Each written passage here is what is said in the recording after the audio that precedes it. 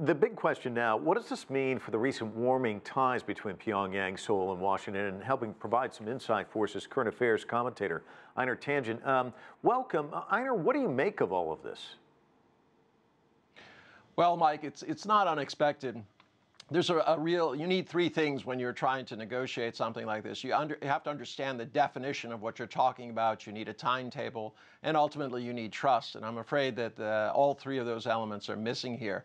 The way that the U.S. defines denuclearization is quite different. I think Pyongyang is really looking at the definition they came up with 26 years ago, which talked about a complete peace treaty, all cessation of negative activities, withdrawal of troops, withdrawal of a defense pact, things like this. And these are not acceptable to the U.S. I think Donald Trump's timetable is the upcoming election. I don't know what Kim's is. And in terms of trust, yes, very short supply.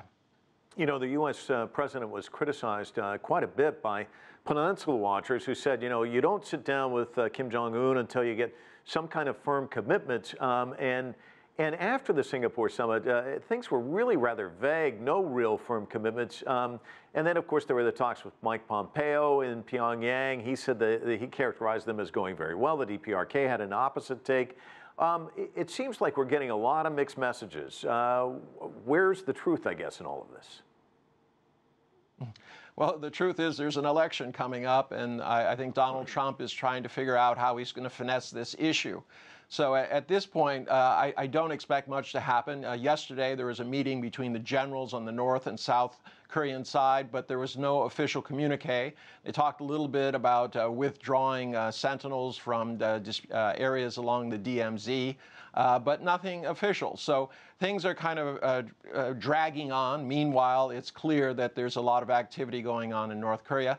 It's just not it does not seem that the U.S. and DPRK will come to any kind of terms soon, just because there's so much difference between the way that they define these things, what timetable they're thinking of, and of course this trust issue. Ultimately, it may require some other party giving security guarantees and settling this.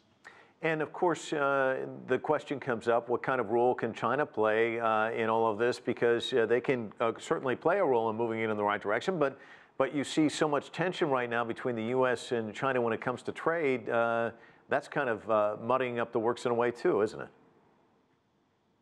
Well, not really. I think there's a certain amount of compartmentalization by the Chinese side. I mean, having a nuclear-armed North Korea is not something that China wants. You know, that would set off a nuclear arms race throughout Asia, and that definitely is to nobody's benefit, especially China's.